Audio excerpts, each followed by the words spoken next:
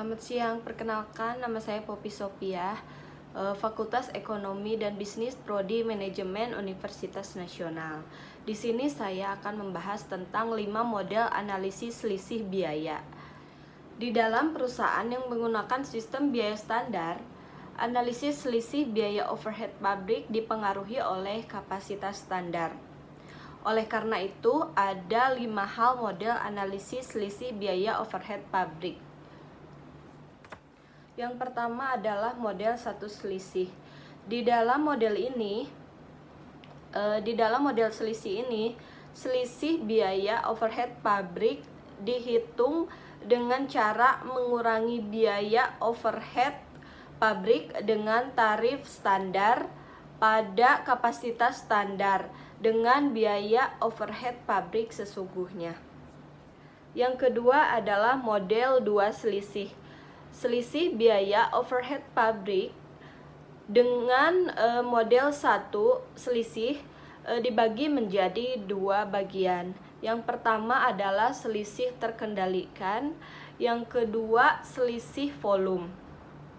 Nah, sistem selisih terkendalikan ini adalah perbedaan biaya overhead pabrik sesungguhnya dengan biaya overhead yang dianggarkan pada kapasitas standar.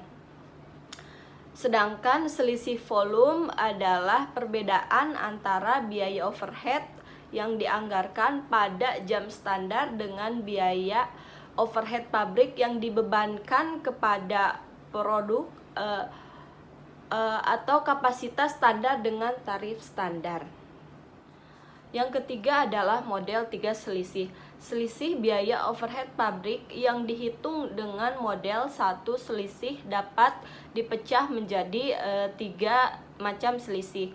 Yang pertama adalah selisih pengeluaran, yang kedua selisih kapasitas, yang ketiga selisih efisiensi. Selisih pengeluaran di sini adalah perbedaan biaya overhead pabrik sesungguhnya dengan biaya overhead yang dibebankan kepada produk pada kapasitas sesungguhnya. Kapasitas sesungguhnya dengan biaya standar. Selisih efisiensi adalah tarif biaya overhead pabrik dikalikan dengan selisih antara kapasitas standar dengan kapasitas sesungguhnya. Yang keempat adalah model 4 selisih. Model 4 selisih ini merupakan perluasan model 3 selisih.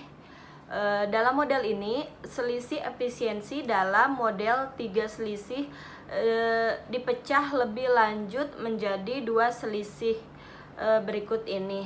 Yang pertama, selisih efisiensi variabel, yang kedua selisih efisiensi tetap.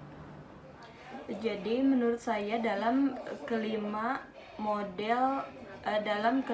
analisis selisih biaya overhead ini, yang paling baik adalah metode tiga selisih.